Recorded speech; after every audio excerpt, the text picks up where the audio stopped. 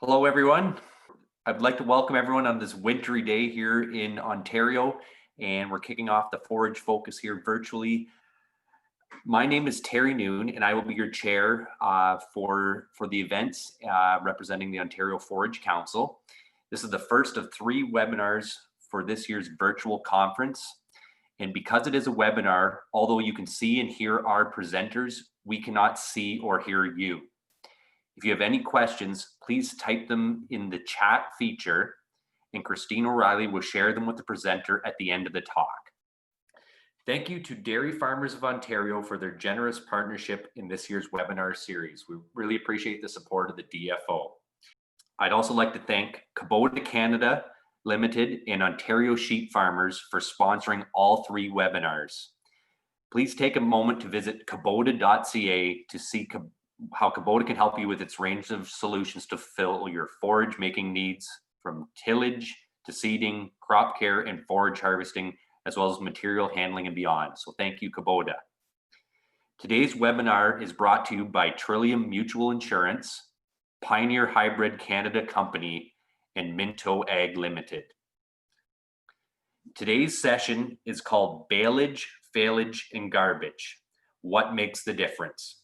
Our presenter, Kendall Guither, is a commercial hay grower from Walnut, Illinois. Kendall has been making baleage since 1997 and has won the baleage division of the World Forage Analysis Super Bowl multiple times, including this past year. He grows between 400 and 540 acres of hay every year and markets baleage across the Midwest US. I'd like to welcome Kendall at this time and look forward to a great presentation.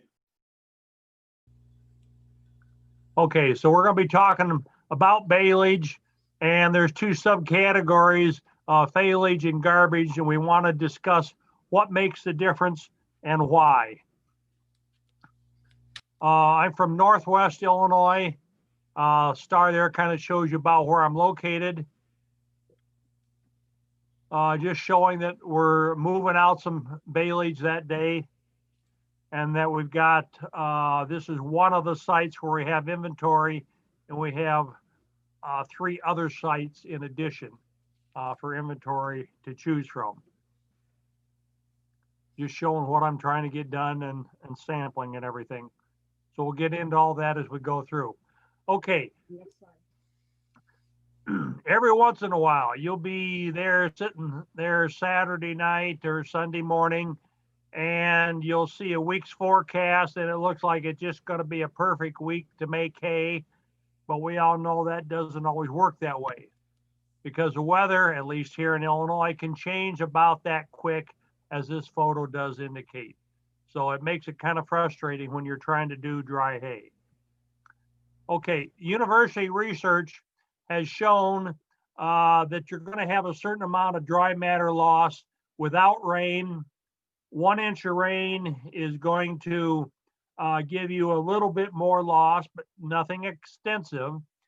But you get into 1.5 inches and 2.5 inches of rain, then you start getting quite a bit more dry matter loss. So I thought, rather than just relying on university research, I'd do a trial of my own. It wasn't my idea to do it with 8 inches of rain. We had a field half done. We could see the rain coming like the prior photo. So I shut the baler off. I hurried up and got the stuff that was baled, gathered up, hauled to the wrapping site and got it wrapped. And then it just cut loose and poured on us. So I thought, okay, I've got samples. Here on the left-hand side, you can see the baleage without the rain and the baleage with the rain. Because the following day, the sun come out, it was a nice drying day. We tedded the windrows, let them dry out. The following day, we raked it up and got it baled. And here's what the end results. So we learned something from having a lot of rain on, that it cut the protein quite a bit, soluble protein, and the IVDMD. Now, for those of you not familiar with that, that stands for in vitro dry matter digestibility. So that's the digestibility of all of the dry matter, not just the fiber, but includes pectin, sugar, protein, etc. Anything that's dry matter. So it cut that quite a bit. And as you can see, then the RFQ dropped a lot. So Yes, it hurt the sample, but with it still out in the field, I could do something with it, ted it, get it dried down, get it baled up, and then market that. I think that ended up going to some beef cows. So it was still a marketable product. Okay, now you often hear the phrase, but it was made right. And in this one particular case, the protein level was 11%. It didn't have any rain on it. Well, that sounds good. But it was baled a little bit on the tough side. So and I knew the guy that had this problem. He said, well, rain was coming, so I had to bale it. It was 22 to 24% moisture, according to his electronic probe. And he was using propionic acid. And he said, but I put enough prop on it. Well, the picture might tend to disagree with him, but let's try and figure out what happened. Okay, your atmospheric humidity is going to add points of moisture to the bale moisture from what you think you actually have. So let's use the figure 75% atmospheric humidity. So that's going to add 4 points of moisture to the moisture in the bale that you think you had. So where he thought he had between 22 and 24, he actually had between 26 and 28% moisture in that bale. So then did he set his applicator for the propionic acid for that higher moisture content or not? That is a pitfall that can happen. Okay, you often hear that on a bale, you're going to lose the outer 6 inches. So how important is it to get that hay into good storage and keep it in good shape? Well, in the 66 diameter bale, 66 inches, if you lose, you're going to lose 31% in the outer 6 inches. And you can see there what the percentages are in the 6 inches as you move into the center of the bale. So let's take a little closer to that. So if you need 200 good round bales, feed equivalent, to feed a bunch of cows, and you're looking at 33% spoilage. So 200 and you lose a third, so that's 66 bales that are lost. So that's 66, you're going to have another 22 because you're losing a third of that. Of that 22, you're going to lose 7. So that 7, you're going to lose 2. So instead of 200 bales, you're going to need 297 by the time you factor in 33% spoilage. Okay, so if you don't have that spoilage, you can get by with less hay acres and raise more corn. Less spoilage means for the same amount of hay, you can have more livestock on the same acres. With higher digestibility, you can probably get more milk or more meat, depending what animal is eating it. And higher digestibility also means less manure to haul. Now, I was given a presentation up in Wisconsin a few years ago and talking about my aggressive cutting schedule and the baleage system and how you're going to have higher digestibility, especially with adding an extra cutting or two during the year. And the farmer in the back row raised his hand and said, well, I can attest to that. He was milking 60 cows, and every morning he'd turn the barn cleaner on and it would fill his manure spreader clear full. So one summer he added an extra cutting. So the next winter then, with a higher digestibility feed, there again, milking 60 cows, he'd turn on the barn cleaner and the spreader was only 3/4 full. So he had 25% less manure just by adding an extra cutting during the summer. So digestibility is definitely a factor. Okay, when we're talking about quality, I know they're a huge problem here. I'm going to guess they get up into Canada is the potato leaf hopper. Here's the sample of the leaf hopper burn on an alfalfa and how that can just devastate the plant, because that's not only going to stunt that plant for that cutting, it's going to reduce the quality, but it's going to stunt that plant the rest of its life. And thank goodness the leaf hoppers aren't that big. They're only about 1/8 of an inch in size, but they can be very, very devastating. Okay, here is an example where we didn't get caught but we had an event happen to us. We were spraying a field that had a creek along the one end and lots of trees. So we had a temperature inversion there that we hadn't accounted for. And the airplane said, I was right above that end of the field. Well, what happened is the spray drifted down, the cold air pushed it out away from the creek, away from the end rows. So these two plants where the stunted one, the spray did not reach. And of course, the other, it did reach down and kept the leaf hoppers off of it. Those two plants were only 8 feet apart. So you can draw a very definite line where the spray works and where it doesn't work. But that was just something interesting that happened to me.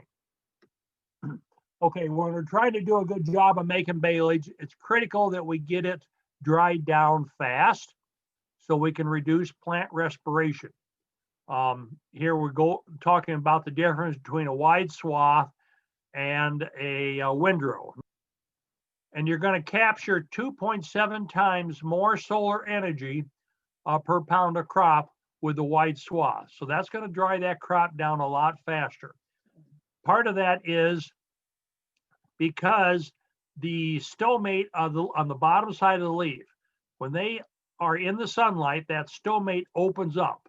And that's like opening your mouth. The plant just exhales moisture right out that stomate. So it helps, aids in the dry down, and it's a lot faster, as opposed to in the windrow where the bottom plants are shaded, then the stomates are closed, and then that plant isn't expelling the moisture. Okay, another advantage of baleage is to be able to get on and off the field quickly, because once regrowth starts, wheel traffic can be a problem, and it'll make that plant restart its growth. And there's been university research where they've measured that it can reduce yield as much as 30% from wheel traffic. When you cut the hay, feed value starts going down from there due to plant respiration and other conditions. When you cut it, that plant is at its maximum feed value that you're going to get that cutting. There's nothing you can do to improve it. All we're going to try and do is maintain that. Plant respiration is very, very important here, and a lot of people don't account for that, because once that plant is cut, it's going to try and keep growing. Even though it has no connection to the roots anymore, it'll scavenge whatever moisture, whatever nutrients it can from the leaves, from the stems, to try and grow some more. And plant respiration isn't stopped until we get down to about 52 or 55% moisture. Okay, rake selections are definitely a consideration when you're trying to make good quality baleage. Of course, we've got the old style steel wheel basket rakes, and on the right, we've got the side delivery basket rake. So, of course, many years newer, but it's still a basket rake. And the problem with basket rakes, they're not designed to handle the heavy, wet forage of a baleage. They're just not meant to handle the extra weight.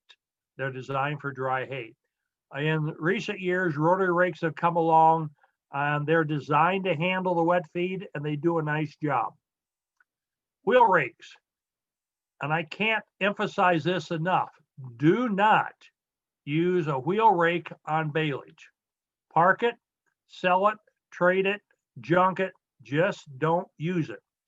Problem is, wheel rakes are driven by being on the ground. On dry hay, if you rake up a little bit of dirt, that dirt, by and large, is going to fall back off the stem on the ground. When you're doing a wet feed, that dirt is going to stick to the hay, and you're going to increase your ash content of your sample. And so that's part of the issue, and we'll talk about that a little bit more here later. But the bigger issue is the Clostridia bacteria that is stuck to that dirt. And if most rake salesmen, they might try and sell you a wheel rake and say it will work. And you can look them square in the eye and say, well, it might put it into a pile, but it's not going to work overall because of Clostridia bacteria. And they won't understand what you're talking about when you start talking about the bacteria. Hay mergers do a very nice job This is a narrow one, about a 9 foot. It has its limitations. You can get wider ones. And they all do a nice job, but they start getting kind of pricey. Okay, so whatever type of rake you use, keep it up out of the dirt. I can't stress that enough. Whoops, next, I forgot, sorry. Keep it up out of the dirt, because dirt is the enemy of baleage. Okay, now here's a sample of mine from 13. Just as an illustration, I'm not bragging or anything, but the moisture was 44%, crude protein was only 29.5. The IVDMD that we talked about briefly earlier was, and I lost track of it. There we go, it's 85%. That is kind of on the high side. The average through the lab here at Fulton, Illinois is 73. So when you start getting up close to 80 or above, I have some dairy herds, cows and dairy goats that fight over that stuff. They really, really like to see it, and their animals love to see it. And the RFQ was 263, RFV was 226. So that ended up to be some really, really nice hay. And it didn't take very long at all to get it sold. Next. Okay, so some of the keys we're going to talk about for making good baleage, and it's kind of a package deal. So I'll try and get them all tied together. Big thing I can stress is do it right. Now, there's a lot of shortcuts you can take.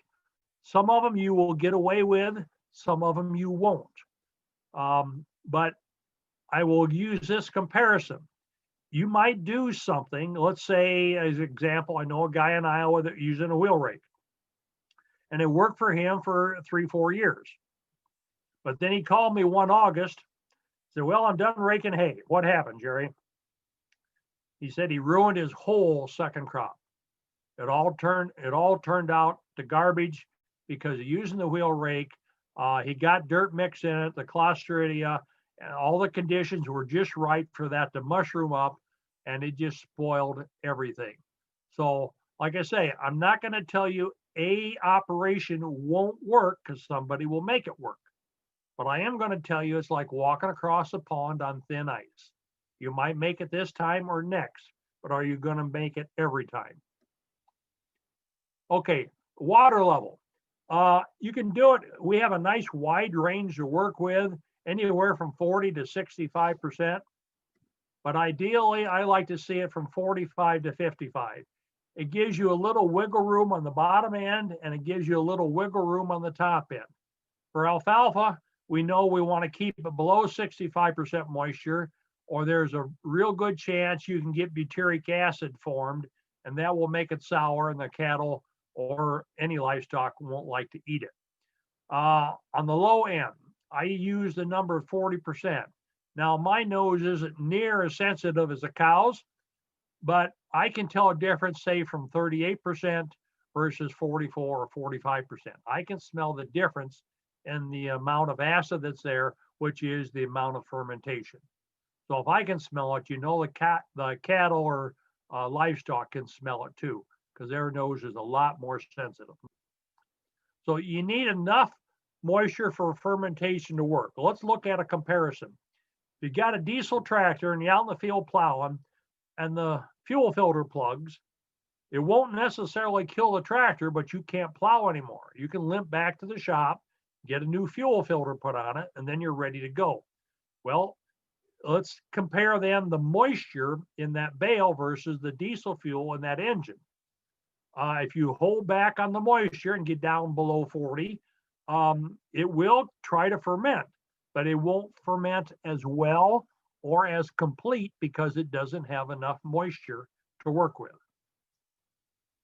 So too little moisture, because you slow down the fermentation process and the amount of fermentation, which is also the amount of lactic acid that is produced, is going to invite mold growth. So there we got a picture of a bale that was, I don't know where I got this, but anyway, it was too dry and it's just full of mold.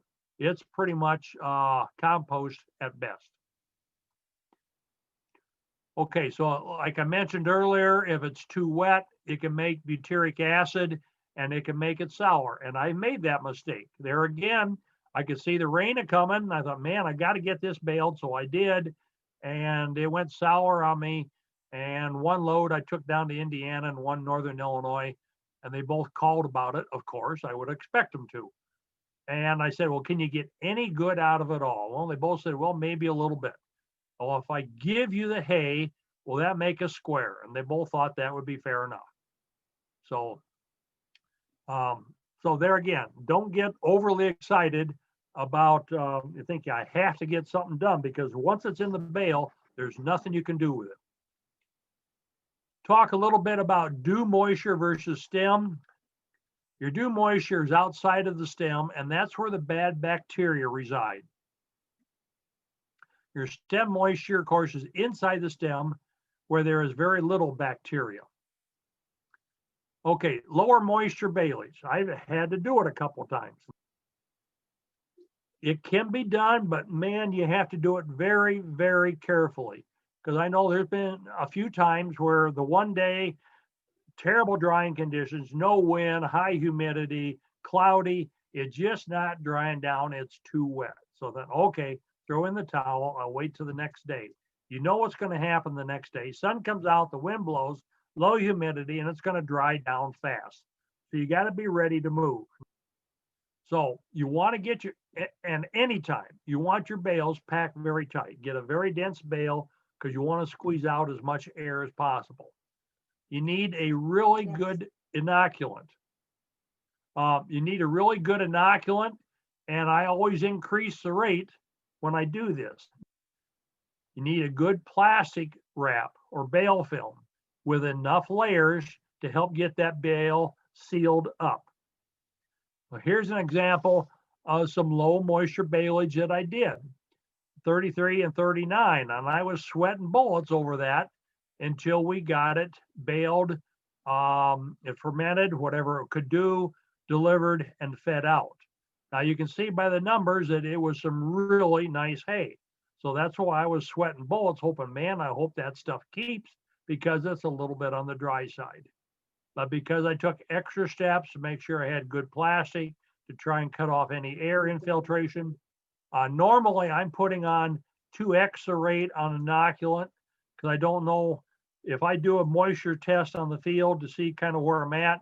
I don't know if I'm sampling a wet spot of the field or if over the hill it's drier or something like that.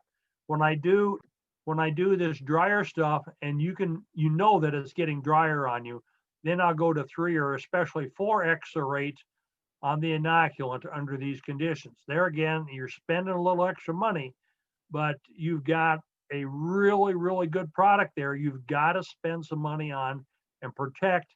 Otherwise, you're going to go from something that's $250 a ton to $80 a ton. And you don't want to do that. Okay, very important to get the bales uniform in size and shape. Square bales need to be filled well to the top and bottom and in the corners. Round bales need to be filled equally on both sides. You need to avoid cone-shaped bales. Here's an example. It's a baleage bale, but you can tell in that picture, and even the one behind it, where they are a little bit cone-shaped. And usually that means that smaller end of the bale is not packed as tight, so it's got some trapped air in there. Remember, air is the enemy of baleage. So we're talking about getting the bales packed tight to exclude as much air as possible. This one did not make that qualification. You can tell that it's a pretty loosely baled bale. On square bales, I have found that if I use a 440 knot strength twine, I can pack the bales a little tighter and have the twine hold it. It also helped to minimize the broken twine and the knot problems. And getting them packed tight is very important. Showing a bale there that I've got, you can tell that it's got a good shape to it. It's filled well at the top corners, and It's hard to tell on how well it's packed, but it is packed very tight. So never use sisal twine if you're going to wrap the hay. I know a guy that did that once because it's what he had, and baleage, he did it as a backup, and it failed because the sisal twine has chemicals in it that will react to the plastic. And after a period of time, it might have been a month or two, I don't remember exactly, but when he went out to look at his baleage, the plastic was coming off the bale in strips because it literally, the twine literally rotted its way right through the plastic. Now, they had talked about doing questions at the end. I always like to be interrupted. So if you have a question, go ahead and forward it. We'll get it answered while you're thinking of it. And by doing that now or anytime during the presentation here, it might kick up another question that you think of that needs to be asked and answered. So, Kendall, we've got a few questions that have come in through the Q&A. My understanding is there's some in the chat. The problem is I can't see the chat while I'm running your slides, but we can do some Q&A. So the first question is, what should you be using wheel rakes for? Trade in. Now, you can use a wheel rake for dry hay. They work pretty well. The advantage of the wheel rake, they're somewhat inexpensive, and you can get them very wide without spending a huge amount of money.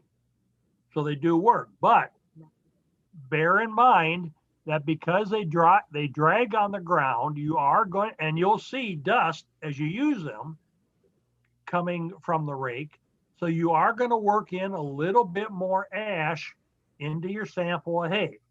Now with dry hay, it's, especially if it's dry enough, it's not going to react to Clostridium bacteria because they're going to be dry enough, they won't grow. But like that one slice of bale, that one bale we showed that was full of mold, that was obviously tried to be done as dry hay, but evidently it was on the tough side. And whether it had a preservative or inoculant or not, I don't know, but there was enough moisture, there was enough bacteria, seed stock, if you will, to where it created a problem.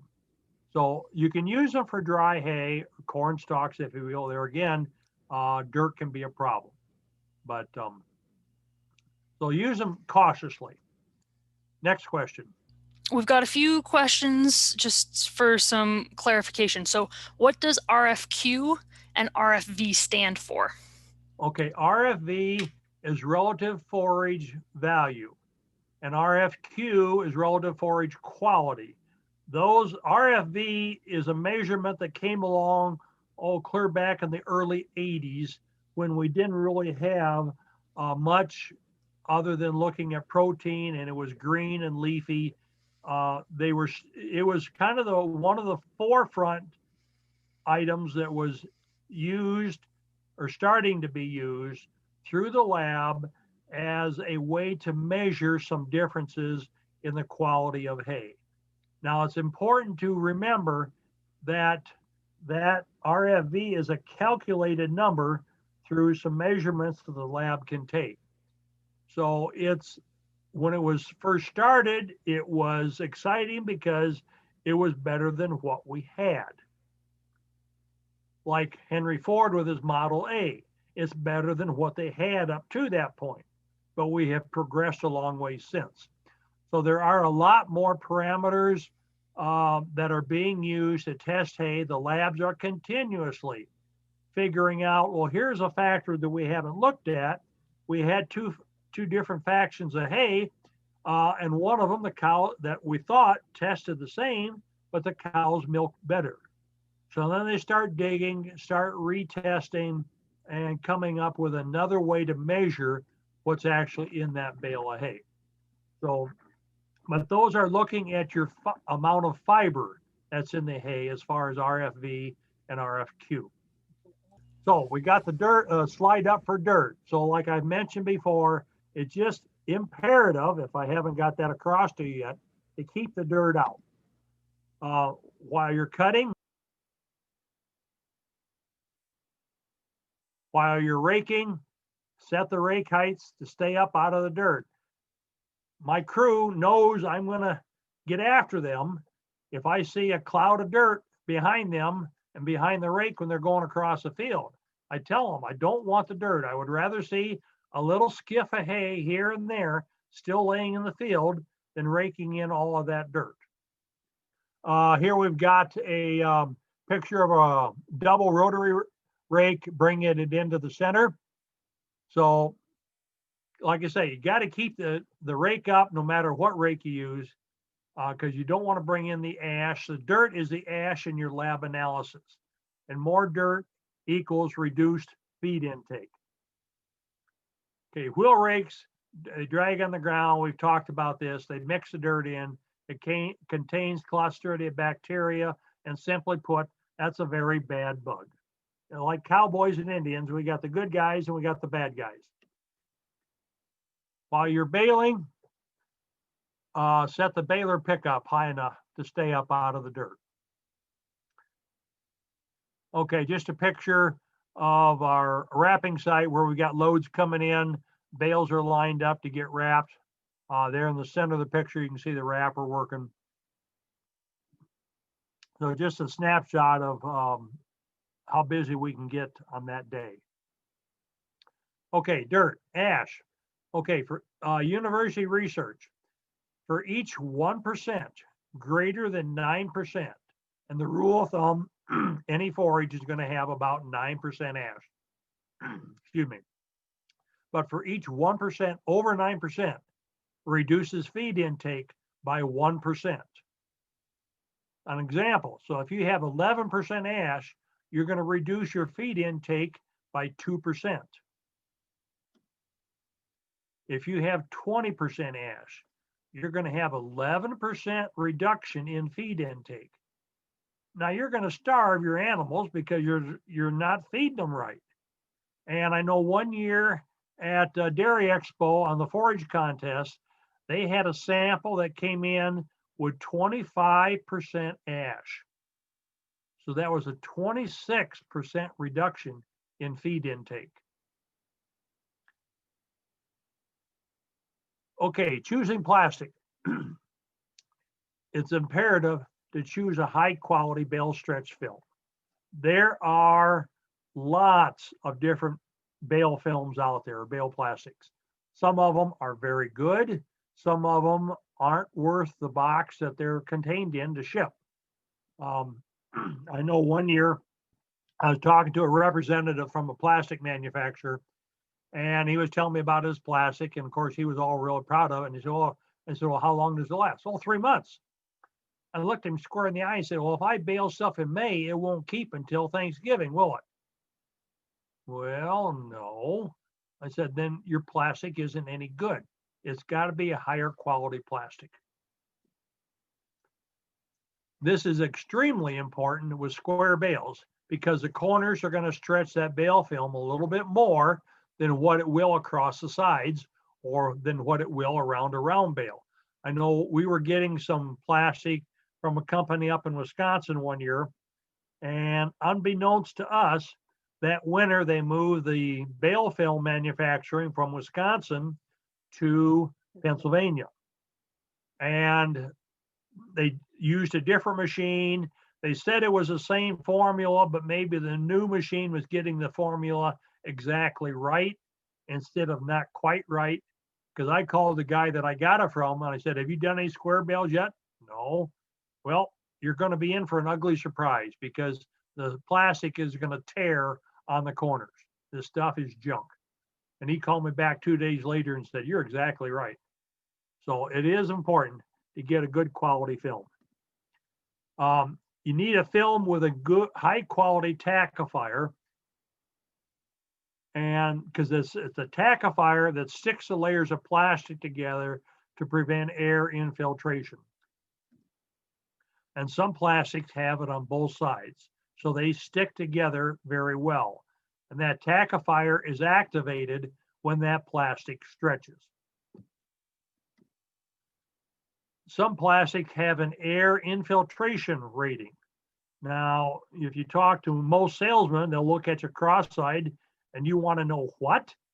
Well, if you get to the manufacturer, they can dig deep enough in their archives and they can come up most of the time with an air infiltration rating as to how porous or non-porous that plastic is. There is big differences in them.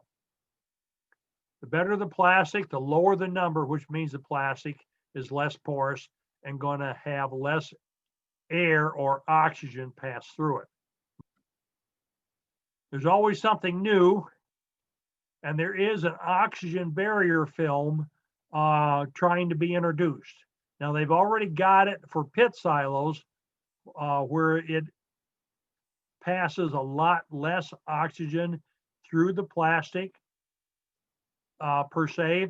They've tried it with a bale stretch film. They had two different formulas that I was able to try, but they're still struggling to come up with a good formula, have it UV resistant, and have it do the job, and then also make it price competitive. Because the stuff that I tried, I didn't have to buy it, thank goodness, but it was like $25 a roll more. So it was kind of expensive. Okay, wrapping process. There's a lot of misinformation out there on that. You need to start right away and ideally be done 3 hours after that bale hits the ground. If you have to, shut the baler off a little bit and let the people that are doing the wrapping catch up to you. That's very important. Okay, how soon to wrap after 36, to wrap after it's baled at 36% moisture? Well, there's a lot of lines on there. The top one is no wrap at all. So of course it got hot and stayed there. And at 0 hours waiting, that's the kind of amber colored line. It's the bottom line as the chart starts out there. And it pretty much stays at the bottom of the graph there as you move across for the number of days. So we find that at 63% moisture, the graph is pretty much the same. The 0 hour wait is even more separated for the first 8 days than the others. The others eventually get there, but you've had a lot of heating done in the meantime, and that heat is generated by the bad bacteria, and they have to have something to live on, which is the food value that's in the plant. So if we can prevent the heating, then we're going to save more of the feed value that we actually have there to work with. Okay, wrapping process. Normally, I like to have a staging area up by the gateway so it's easy to get the stuff loaded and shipped out. Wrapping out in the field, once in a while has to be done because the field is so soft. You can't be out there running around picking stuff up. The tractor with the wrapper have a lighter footprint, but you have to bear in mind that that stubble can poke holes in the bottom of those bales when you set it down. When I get caught like this, I will add 2 extra layers of plastic to try and help minimize that stubble damage. But bear in mind, it can happen. But once in a while, it's one of those things you have to do.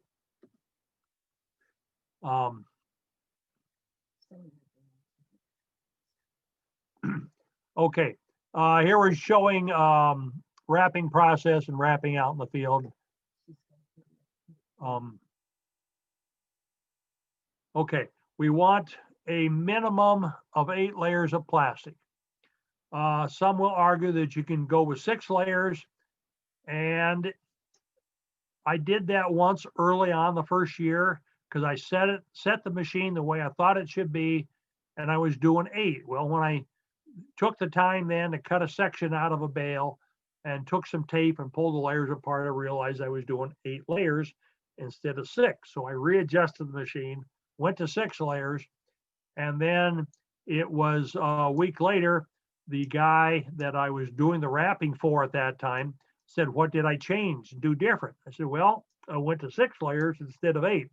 He said, forget that, go back to 8. So where I'm selling all my hay, I want to make sure that that plastic is going to, or the bale is going to stay intact, stay enclosed, not have any air leaks through all the handling processes.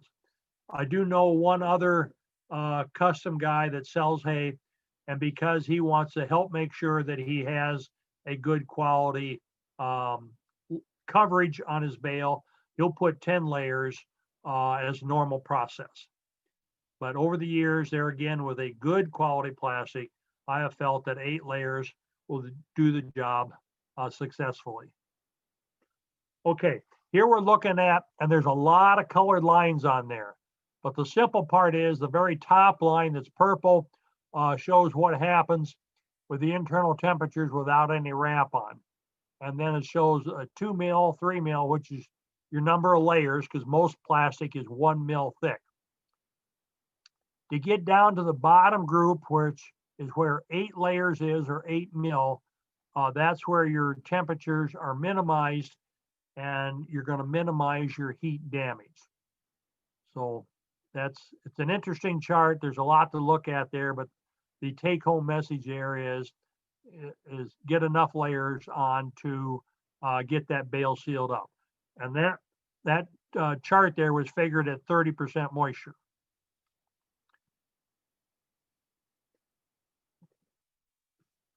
Okay, we've got a couple videos. Let's do the one on the left, Christine. It's a short one. Yeah, I know.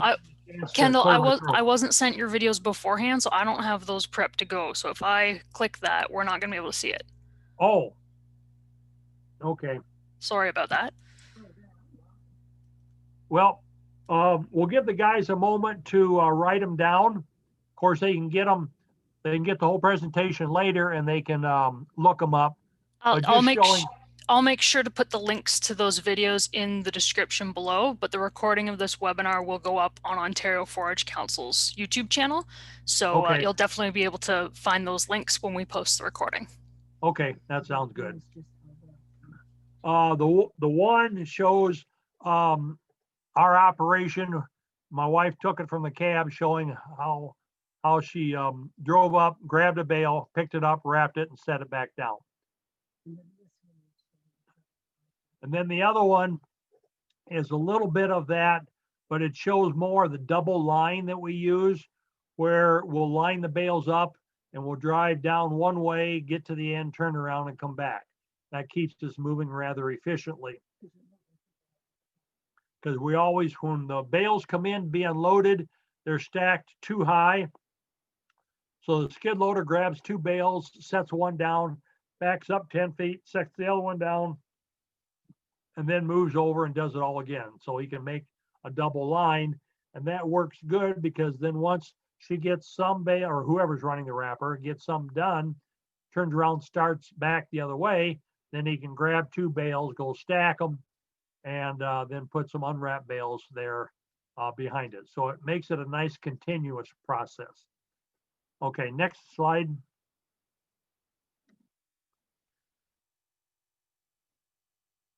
Okay, saw this one up in Wisconsin.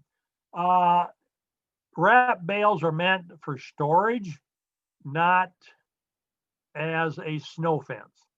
And where I do the individual bales, and here we have an example of 2 blind, and the farmer wanted to make a snow fence around the buildings. Well, you can see there right below the silos where he's got a break in the fence, if you will. And of course, there's 2 bales there that are open, and off to the left, you can see where there's a break in the plastic because of the curvature. So he may have made a snow fence, but then he also gave himself some issues with having that stuff sealed up and preserving. Okay, inoculants. A good inoculant will speed up the fermentation process. Okay, one way to describe this. Some will say, well, won't it ferment without? Well, it could. It might, but it's not going to be as efficient. Compare it this way. If you have an empty 2.5 gallon jug sitting on the ground and you want to fill it with water and you pour that water out of a 5-gallon pail, you will get it filled, but it's not going to be very efficient. You're going to spill a lot. But if you put a funnel on it, it's going to be a lot more efficient, a lot faster, and you're going to get the job done better. So a good inoculant will help you along that line. And let's kind of sort out what the difference are between good ones and bad ones. Okay, some bugs are fast, which gives us better fermentation. Give us a faster drop in the pH. We'll have minimal dry matter loss. There again, we're trying to stop plant respiration and have an increase in the lactic acid, which the lactic acid will prevent mold growth. And then also we're trying to have low heating, if any, kind of like we saw in the prior slides. Some bugs are very slow, which gives us very poor fermentation. You get a slow drop in pH, a large dry matter loss, and a high heating of the forage.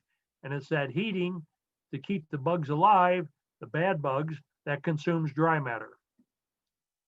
Okay, some bugs will double in numbers every 25 minutes. Some bugs will double in numbers every 60 hours. They're slow, they're lazy. Now, the difference between those two is the fast ones are going to roll over and double in numbers 144 times more than the 60-hour bugs. So with that in mind, the initial number of bugs applied is a lot less important as opposed to how active they are. Viable versus non-viable, but I love this one. There again, early on, talking to an inoculant salesman, and he was chatting on about his product and how proud of it he was and everything. And he said something about non-viable bugs. I said, whoa, wait a minute. Do you know what you just said? Yeah, non-viable. I said, that means they're dead. That's like putting a dead bull in the heifer pasture. Nothing's going to happen. Okay, we did a test with AgriKing. That's who I get my inoculant from. A good inoculant will speed up the fermentation process. Now here we did a test, and the results are recorded 65 days after baling and wrapping. Untreated versus SK, which is Siloking treated. You see the significant difference in dry matter loss, and that percentage, 50% more dry matter loss. The treated had a lower pH. Now, some might argue 1/10 isn't that much difference, but at that level, it could be.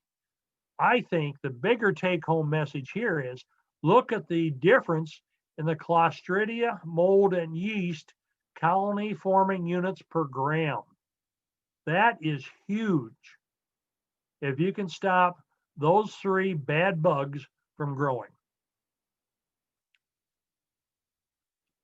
Okay, inoculants versus preservatives. Most preservatives are either propionic acid, anhydrous ammonia, or urea. Preservatives are not meant for baleage. The preservative mode of action is to kill bugs, and it does not differentiate between the good bugs and the bad bugs. So in order to ferment, baleage needs the good bugs, and those bugs need to be alive and active. Okay, now we had a question on inoculants, and I did touch on it a little bit. Let me go back to it a little bit. I'm using the Siloking from AgriKing. It has been a really good one for me here over the years. What helps differentiate it? One, the bugs are very active. They double in size very quickly, but also, and somebody will tell you, well, my inoculant has lactobacillus bacteria. Okay, which one? There's thousands of lactobacillus bacteria. That's like saying I own a car. Well, that's great, but is it a Ford Galaxy or Rolls Royce? There's a difference. Okay, so the thing I like about the Silo King, it has its active bugs, basically 3 different ones, and I compare them to a sprinter, middle distance runner, and a marathoner. And they all have their certain pH range that they prefer to work in. So the first one takes off fast once you get that baled up and it starts the fermentation process.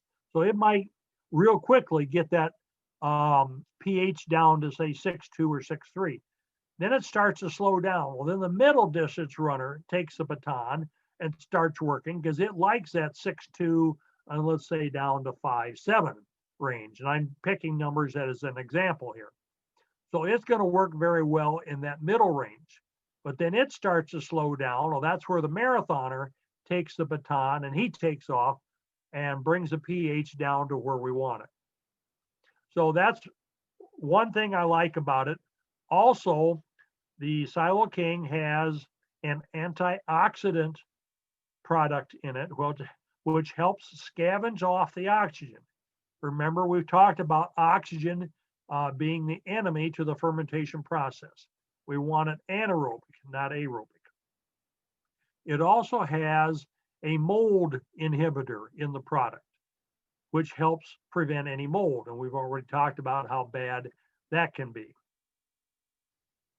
I do know that I've seen if a bale doesn't get wrapped right away, because especially if I'm doing a custom job and they're kind of slow to get a move to the wrapping site, or if we have to wrap out in the field late one afternoon and we go out the next morning after the field dries a little bit to get them picked up, that those bales are going to swell up like mushrooms because that plastic has trapped the gas that's in there that's being generated through the fermentation process.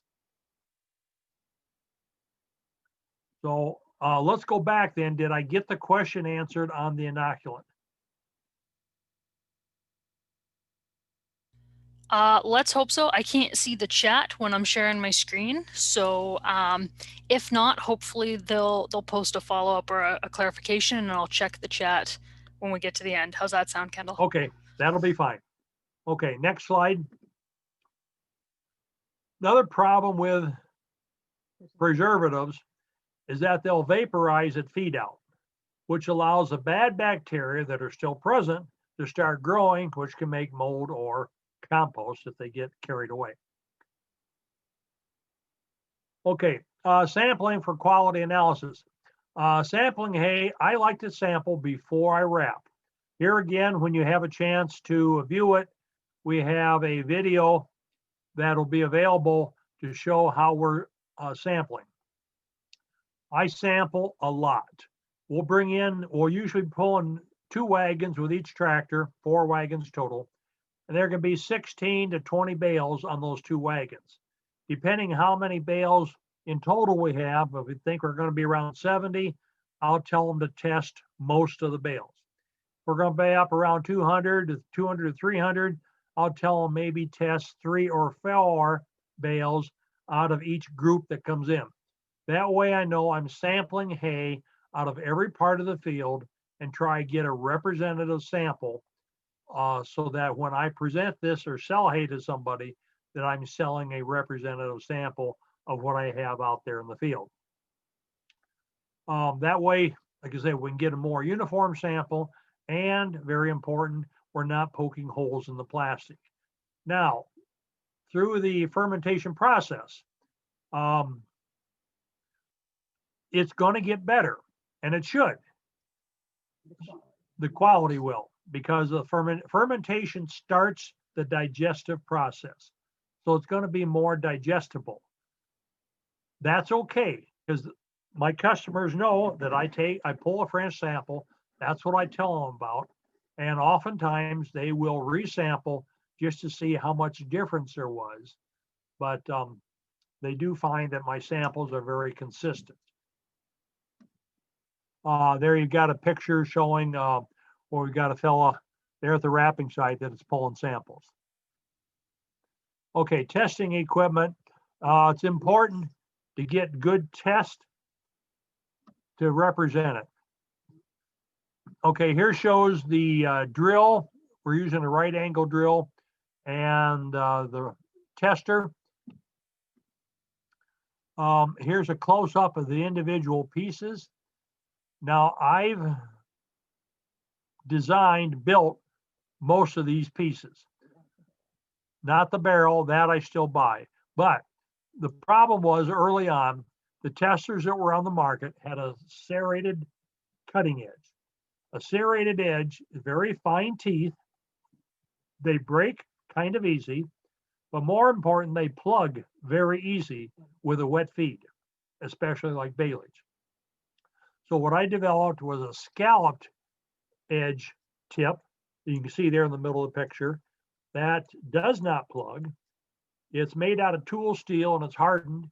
It wears a long, long time and does a very nice job. Also, you see there to its right is the drive ends.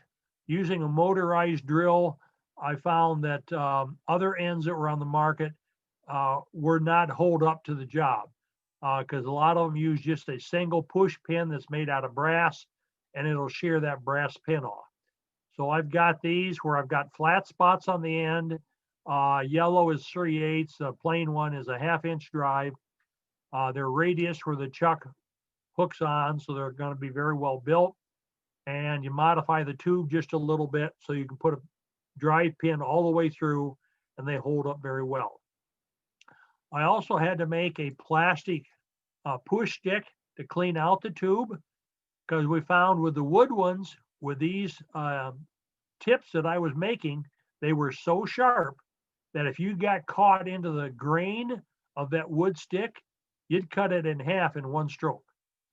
They're that sharp and very durable. So with the plastic push stick that I made,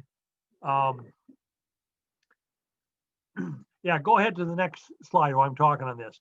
So the plastic one that I made, we've got one that we've probably done 4,000 samples with, and it is scarred up, but it is still very usable and durable and in good shape. And then also the sticks that you buy always have a rubber stopper on the end that will prevent your hand from hitting the cutting edge when you get down to it. But those would either fall off, cut, or break or something. So I've got a stopper on there that is part of the stick and it's not going to fall off. So all of those work well. We have numbers there. Those are the part numbers through NASCO Farm and Ranch Catalog. They can be ordered through NASCO. And it lists the replacement barrel also. But the cutting tip, the cleaning rod, and the drive ends are all stuff that I've made.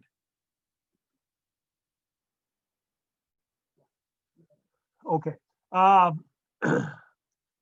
Test sample is very important so you know what feed value you have, because the fermentation can improve the analysis of your sample. Resampling can be done before feed out. Okay, real quick here, next.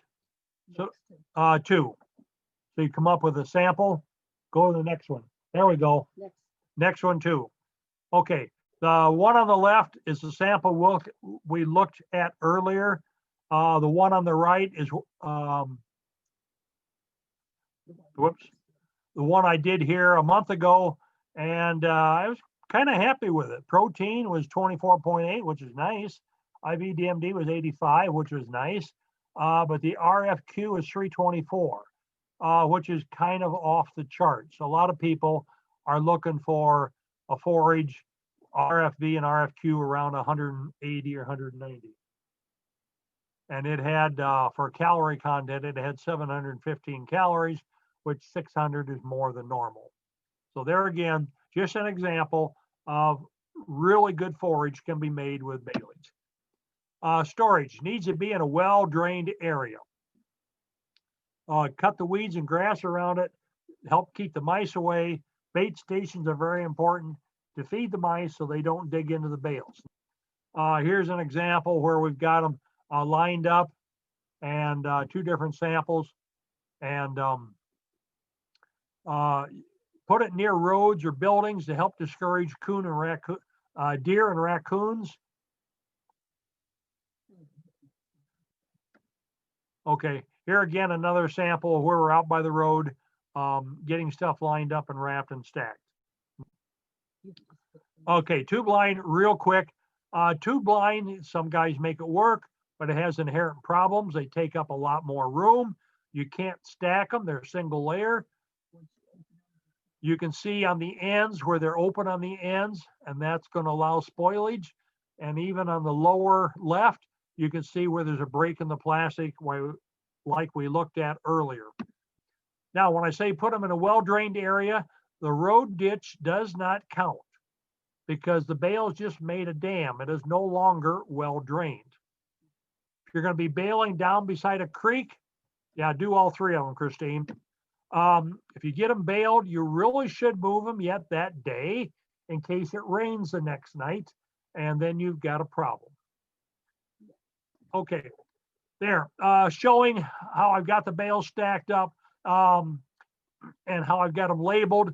I always use a spray paint, works very well. In this example, in the background, we say 61. So that was field 6, first cutting, then in the foreground, field 6, third cutting. Imperative that you have them well labeled. So when somebody looks at a sample and says, I want this hay, then you know you can get it to them. Okay, summary. Baleage made right can be a near perfect feed. You get all the advantages, the long stems, which promotes cud chewing. You get the benefit of fermentation, and it starts the digestive process. Nothing's going to overcome bad management. Baleage or any wet feed naturally wants to compost, but we got to stop that. Critical to keep the dirt out, which has Clostridium bacteria on it. We don't want that in there. Keep the dirt out during baling, wrapping, and during storage. Baleage, this is very important. Baleage should not be thought of as a backup to dry hay. That will almost guarantee to fail. It should be a planned event, 1 to 6 days ahead. If you have all the equipment, you can make that decision pretty much a day ahead.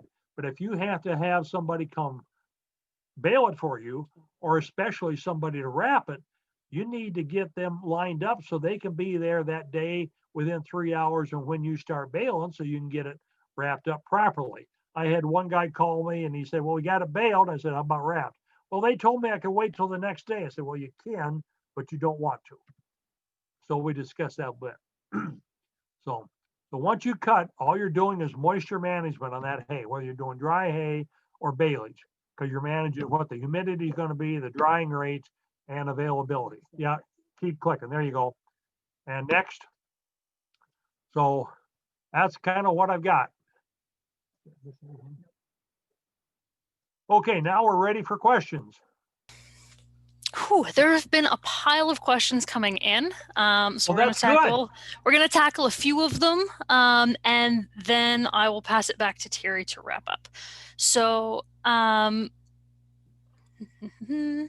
so first of all, how do you reliably measure moisture? Do you trust your baler monitor at 50%, or what do you do? Electronic moisture meters do not work very well at all above 25%, or especially 30% moisture. What I do is a hot air dryer. Cosper Tester has hot air dryers. There's others on the market.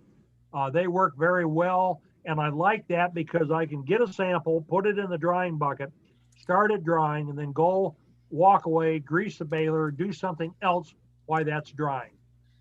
A microwave can work, but you have to stay there. You have to keep turning it, and you can overcook it, which will give you a false reading. So hot air dryers are very good, and that helps you monitor how a sample or how your field is drying down to kind of know when you need to start raking and when you need to start baling. Okay. I've got enough experience with that sample bucket that I can tell if there's only an inch in there, it's too wet. If it's a third full, we need to get the rake going. If it's half full, the baler better be in the field. Okay. How do you find out bale wrap quality? Is there a rating system for those plastics, like good, average, or poor? There's not a good way to know per se. The simple way is, you like the old phrase, you get what you pay for. So paying for a little higher quality will tell you there is what they call the standard blown films, and then there is some that in the manufacturing process they call it a 5-layer film. Those are like plywood, if you will. Those are usually a little higher quality and a little tougher. Okay. How do you put a price on baleage when you're selling with a sample? Okay, I always price my hay as a dry hay because everybody's used to buying dry hay. And then I have a chart that I use, and I'm willing to share it with anybody later on as needed. But that chart then will tell me what the dry hay price is based on 15% moisture. And then I can go across horizontally and say if the sample's 52% moisture, then I know what to charge. So I reduce the dry hay price for the extra moisture above 15%. Nobody buys water from me. Okay. Do you use cutting knives in the baler? And if so, what length of cut are you targeting? I do not use cutting knives. I have considered it, but it takes more horsepower. The argument is that it will allow the bale to be processed faster in the vertical mixers. And yes, it will. The concern there is, and I've had some people agree with me on this that have one, that you can overprocess the bale by the time you get all your other ingredients in there, your corn, your minerals, your soybean meal, whatever. That by the time all that gets mixed in, your bale can be overprocessed. Also, I have quite a few customers in Southwest Wisconsin that are Amish. They handle every flake of hay by hand. They don't want it cut because it'll fall apart in their hands, and that's not what they want. Okay. With the inoculant, do you use dry powder or liquid? I use dry. The advantage there is when I pull into the field, I turn on the applicator, make sure there's enough in it. When I'm done baling, shut it off, and away I go. With a liquid, you have to guess how many tons are going to be out there. You have to mix it up. If you mix up a little bit short, are you going to finish the last 2 rounds without inoculant? Or do you mix up a little bit more, or the baler breaks down, or it rains on you, and you have stuff that you cannot apply, and then that's going to go out of condition in 12 to 24 hours. Okay. How long would you suggest leaving bales to ferment before feeding out? If you want them fermented in a warm summer day, they'll be about 70% fermented in a week, probably 100% in about 28 days. If you've got cattle that are hungry, go ahead and feed them. Okay. Do you have a target pH that you would like that baleage to test out at? That's kind of hard to do, to target a pH. Of course, the lower is better. A lot of my pH numbers will come back around 5.2, 5.3, maybe 5.4, which is a good number for baleage. Okay. You talked a bit about having different types of lactic acid bacteria in your inoculant. Do you have a preference for the type? Would choosing fast-growing bacteria work better than applying higher than the suggested rate? You definitely want a fast-growing bacteria, so you get that doubling or that turnaround to build up the numbers. So the more numbers you have, the better job they're going to do. Like I say, there's thousands of different kinds of lactobacillus bacteria. And to know exactly what those brands are, I do not know. That's kind of proprietary. Okay. We know that you can get different thicknesses of plastic wrap depending on who your supplier is, and that the wrap does stretch, so it can get thinner as you're wrapping. So Correct. You've mentioned that you want to see at least 8 layers of wrap, but do you have a certain thickness of plastic that you prefer? Most plastics are 1 mil. The really good plastics only make 1 mil. Because I was at a trade show and somebody, oh, why don't you make a 1.5? And the salesman looked at him and said, well, we don't need to. Just because it's thicker doesn't mean it's any better. If you compare balsa wood versus oak, thicker balsa wood doesn't mean it's going to measure up to a piece of oak. And also, a lot of these pre-stretchers on these wrappers are going to stretch the plastic around 60 or 65%. If you have a plastic on there and it gets stretched out and it goes from white to opaque or kind of clear, that's junk. Take it off the machine. There are some manufacturers out there that will make a batch of really good plastic.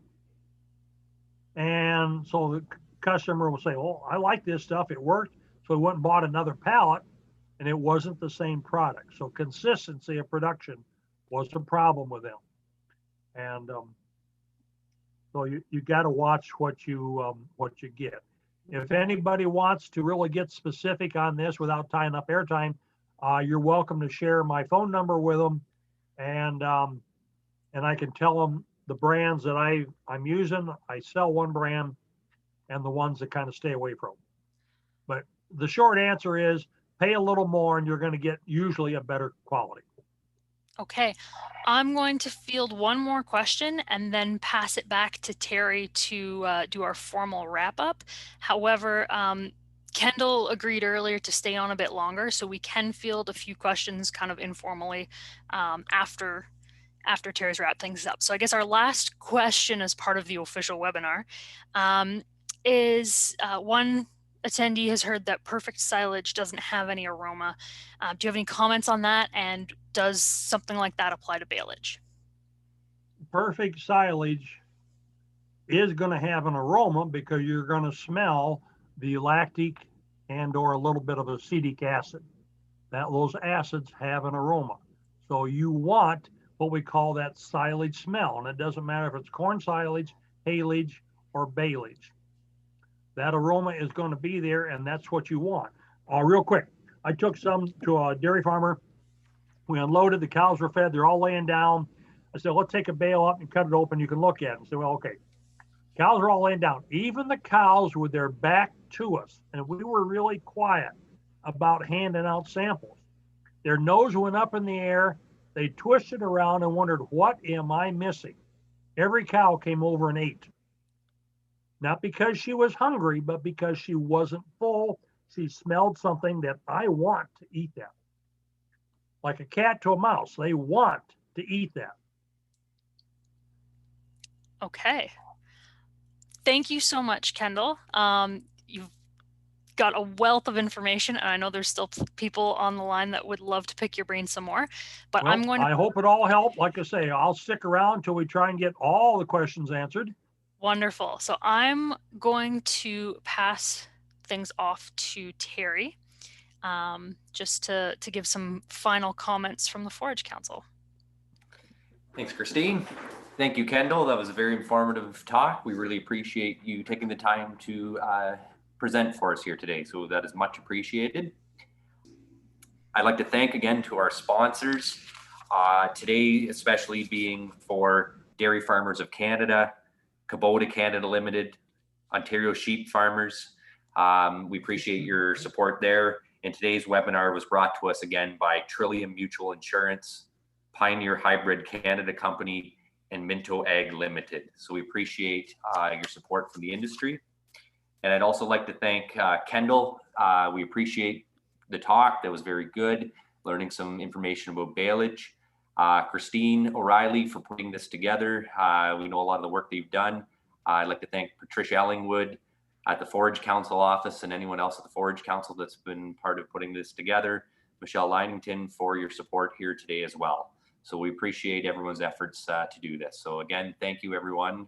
And I'll turn it back to you, Christine, for some more questions. If the bales are really dense and frozen solid, how would beef cows manage to eat them? They figure it out. It's not a problem. I have one producer retired now, but anyway, for his beef cows in the wintertime, he would take a bale out and just set it in the lot, have the twine so the twine goes around the sides, cut the top of the plastic off, and then just let them eat that right out of the bale. And on frozen ground, there would not be a wasted mouthful, and they did not have a problem on chewing down through, because they can get to the edge of the bale, which is going to be a little bit softer than the solid core, and kind of work their way in. But it's not a problem for them to chew on it. Okay. Do you use a mower or a mower conditioner for cutting? I use a mower conditioner because I want to get it conditioned to help it dry down as fast as possible to stop the plant respiration. Okay. And do you use a type of moisture tester before you bale, or do you go by feel? How do you tell when it's ready? I've had enough experience. I can do a lot of it by feel, but I do have that hot air dryer that I use that as a confirmation. Partly, is it ready to go? But also, I might do a sample at 7 in the morning, even with the dew on it. Yes, it's too wet, but I know where I'm at that point.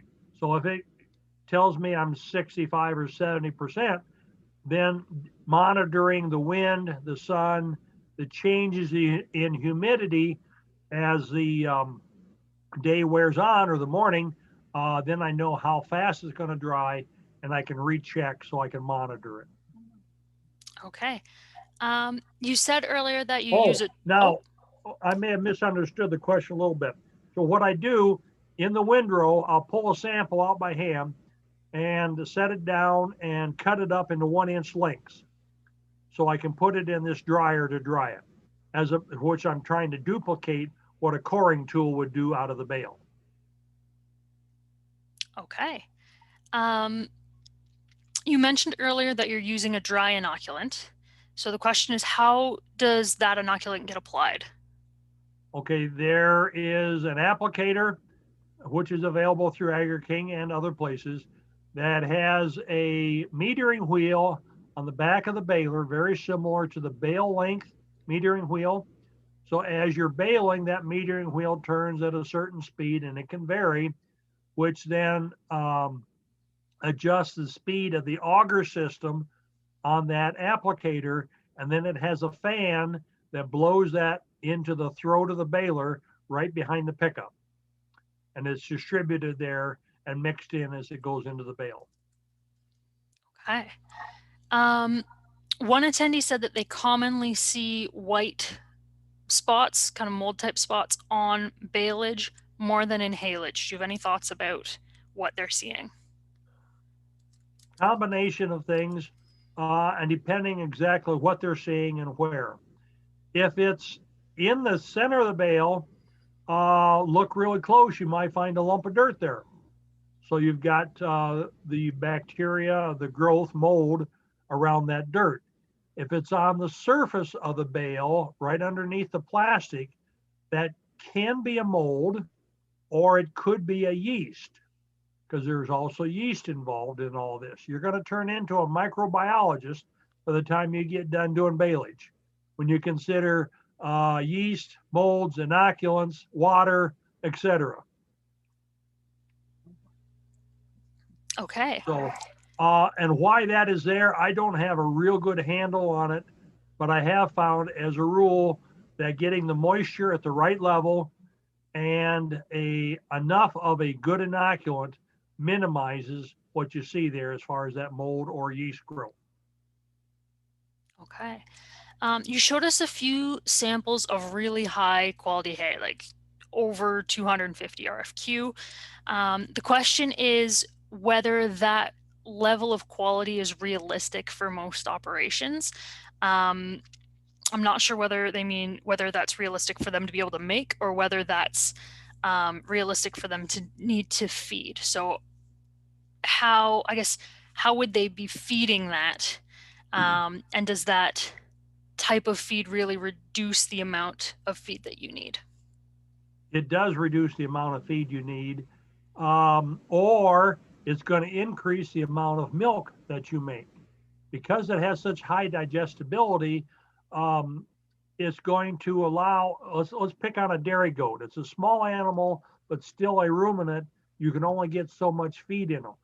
So by feeding them a really high quality feed, they're going to be able to digest that. It's a concentrate, if you will, and maintain or increase their milk volume. Usually they increase the butter fat and increase the protein. I have from three customers right now, four customers right now, standing order for that really high quality feed until I retire. So it's realistic, it's doable. Now, if you get into really high quality stuff like that one we just made here at the beginning of the month, you may have to put in a little bit of grass or something to slow it down a little bit. Please don't put in straw. Put in something that's digestible. I've been raising some tough grass, and the guys that mix a little tough grass in with it says that's working very well.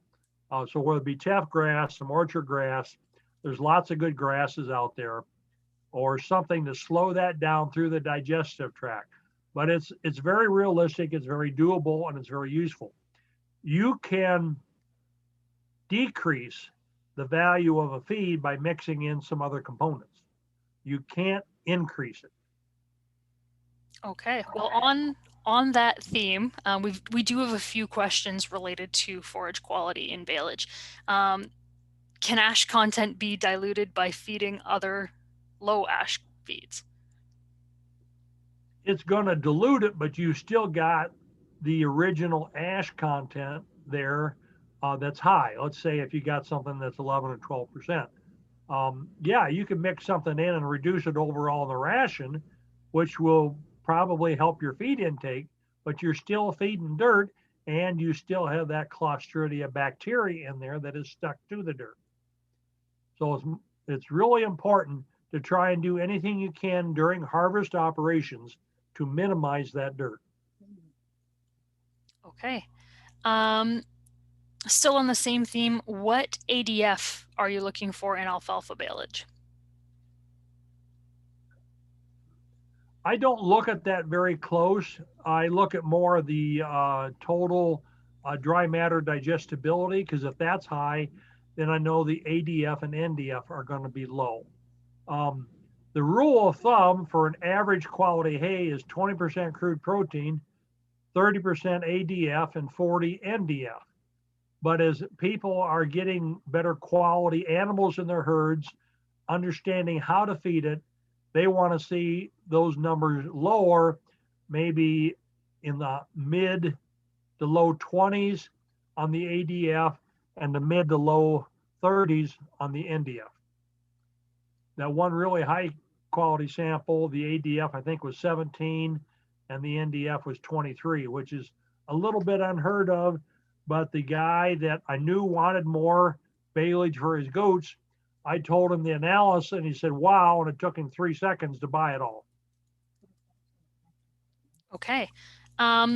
This seems and like the... I should add in here that to change the quality, the one biggest factor under our control to change quality is how often you cut. Now, in my part of the world where normally I can get started about the 1st of May, and I want to have my summer cuttings done about the 1st of June, or 1st of September, excuse me, that'd be a short summer. I'll get 5 cuttings during the summer, then I'll let the alfalfa go dormant, and then I'll do another dormant cutting, usually sometime in November. Okay. I think this is our last feed quality question. If you're looking at good dairy feed, what's the most important part of that forage sample to separate milking cow forage from heifer feed? Fiber digestibility is very important. Crude protein is very important because the crude protein in a forage sample is more digestible than the crude protein in like soybean meal. So you want good there. You want, of course, if you've got a good quality feed, you're going to have higher sugar contents. So that's important. But fiber digestibility and protein are a couple of big ones. Okay. What are you shooting for with your cutting day interval? You mentioned that you're trying to get about 5 cuts. Okay, I look at the growth of the plant, not the calendar, because the plant will tell me when it's time to cut. First cutting, where once it reaches peak feed value, it changes very fast.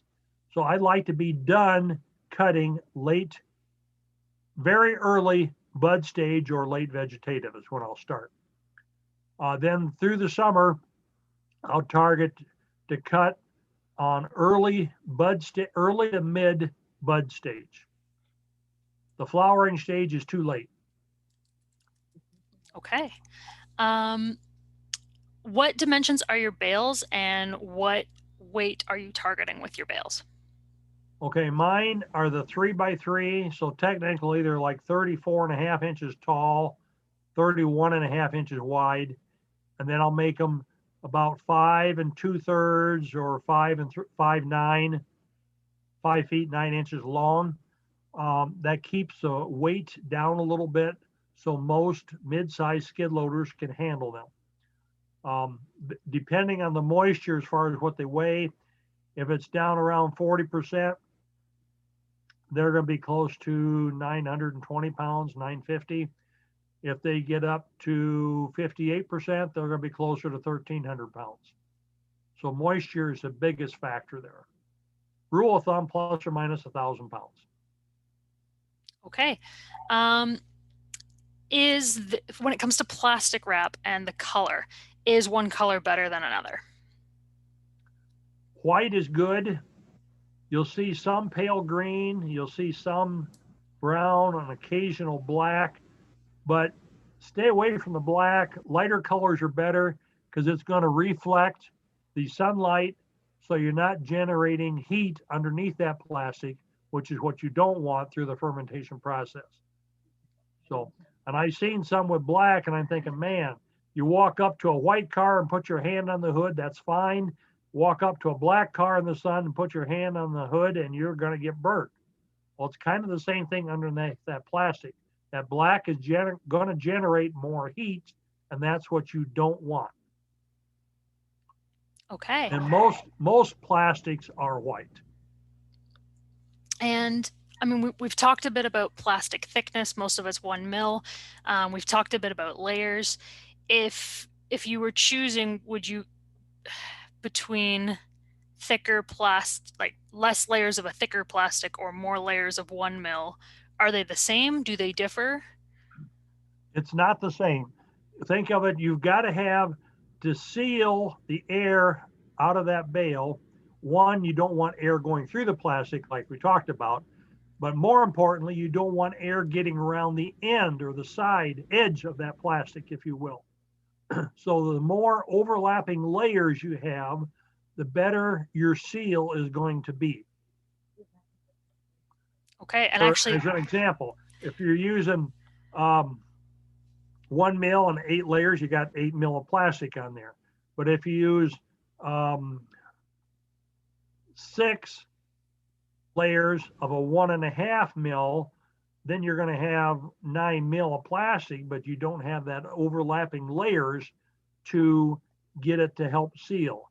And usually what I have witnessed or talked to growers that have used some other plastics that are thicker, the rule of thumb is thicker by itself doesn't mean better. Okay. Your answer kind of segues nicely into this next question. One attendee has been wrapping 6-foot square bales and the long side is not trapping air between the plastic. What's up? I think not trapping air would be ideal. I think the issue here might be with how the question's worded. Maybe they're having issues with trapping air under the plastic.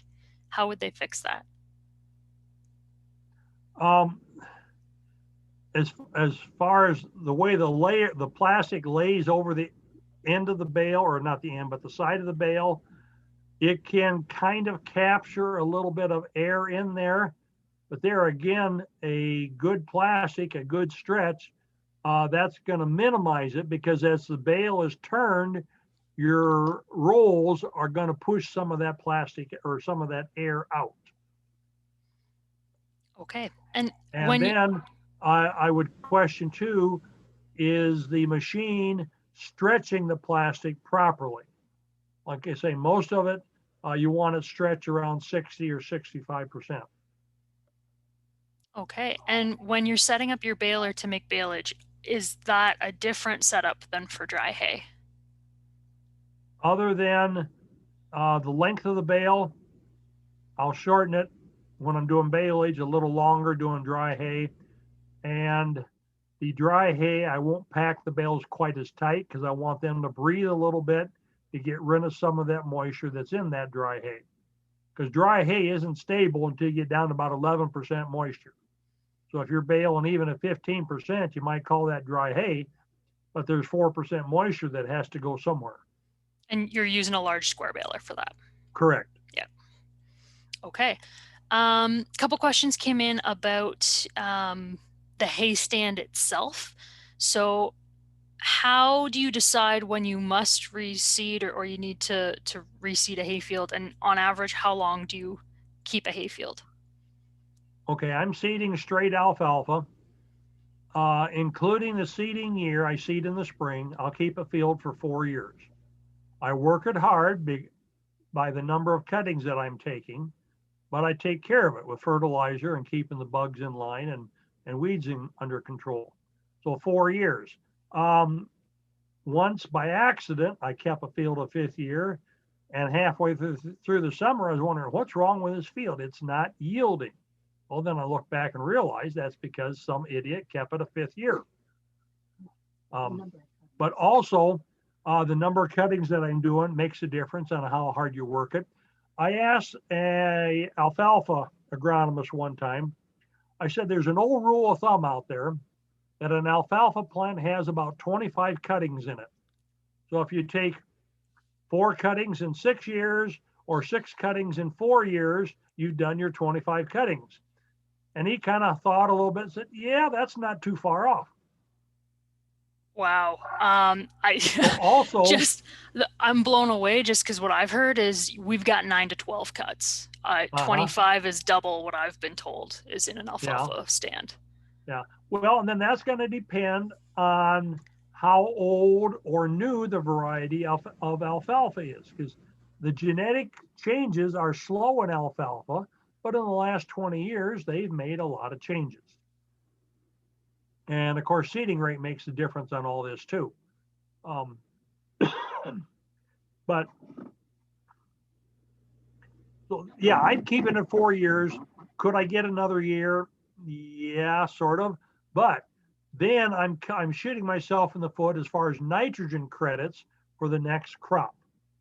And there's been some university research done on that as far as keeping it that extra year and losing out on some nitrogen credits because you lose out on some stand, or whether you go ahead and tear up a better stand and capture more of the nitrogen credits. Also, what makes a difference on the different alfalfas is the fall dormancy rating to know how well that is going to, how fast it's going to grow, take off in the spring, how much it's going to grow between cuttings, and how much growth you're going to get after your last summer cutting going into the fall harvest. Okay. Do you grow any low lignin alfalfa? I do have some.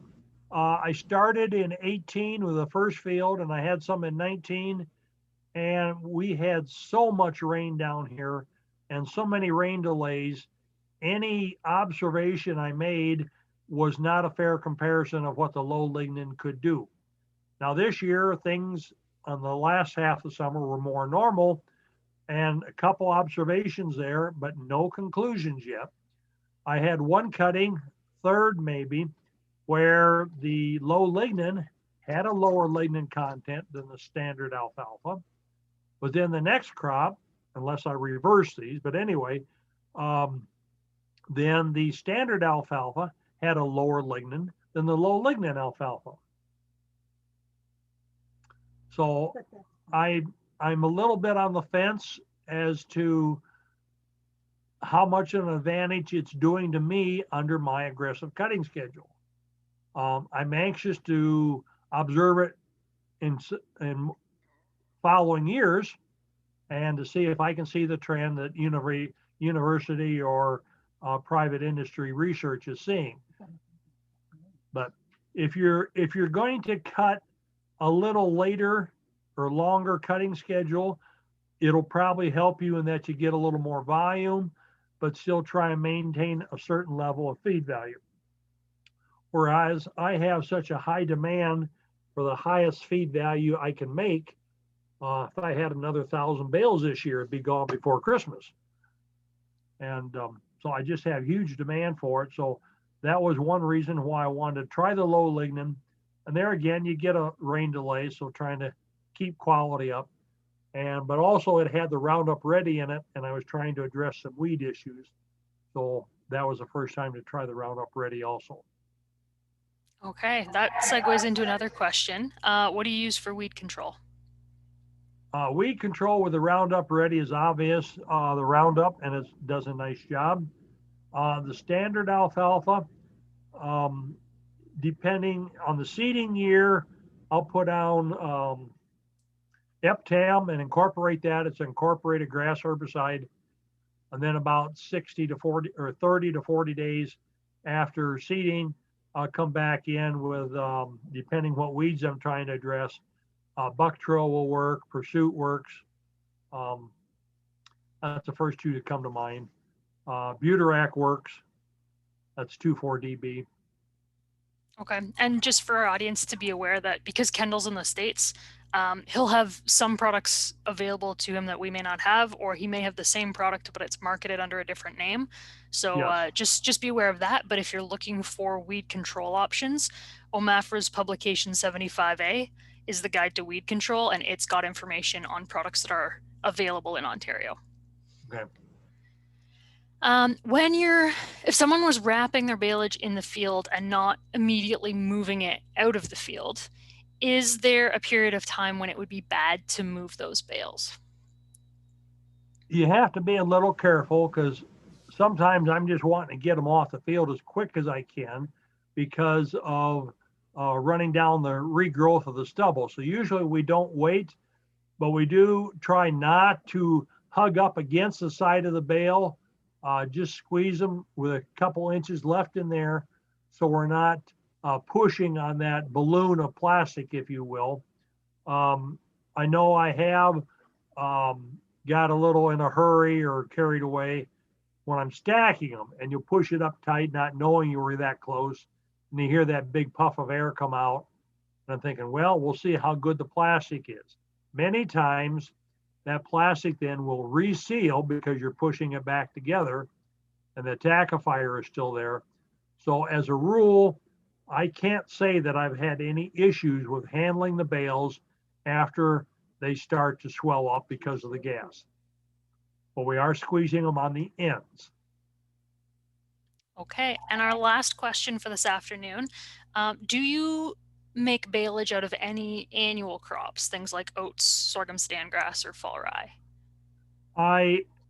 For 2 years now, I've done teff grass as an alternative to corn in my rotation. That has worked well.